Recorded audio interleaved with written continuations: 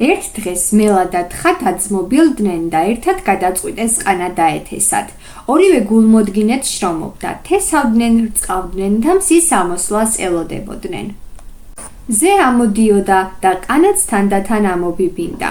ყველაფერი კარგად მიდიოდა, ორივე ცხოველი ერთობლივად ზრუნავდა მოსავალზე. მალე ყანაც მომწიფდა, მათ მოკრიფეს ხორბალი, გაალეწეს და მოსავალი ორ ნაწილად გაყვეს, მარცვალი ცალკე, თივა ცალკე.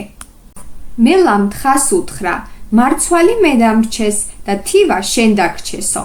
თხამ უპასუხა, ეგ როგორ შეიძლება, სამართლიანად გავყოთ ყველაფერი.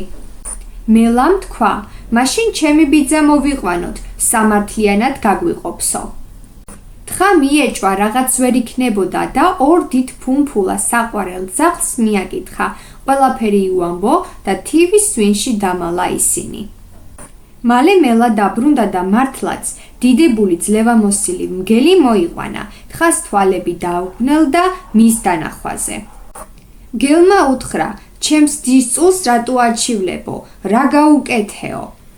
თხამ უთხრა, თუ მართალი ხარ, მიდი მამა ბიძის საფლავზე შესდეგ, დაიფიცე და სიმართლე თქვი. მგელმა უინტერესოდ მხოლოდ თხის შეჭმის სურვილით ფეხი თივაზე დადგა. უცბად სვინიდან გადმოხტნენ ძაღლები, მელასა და მგელს შიშისაგან თვალები გაუფართოვდათ, ერთმანეთს შეხედეს, ხოლო თხა სიმართლით გამარჯვებული გემრიელად იღიმებოდა.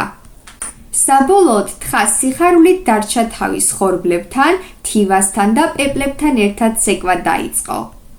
ვინც გონიერად და სიმართლით მოქმედებს, ბოლოს მაინც იმარჯვებს.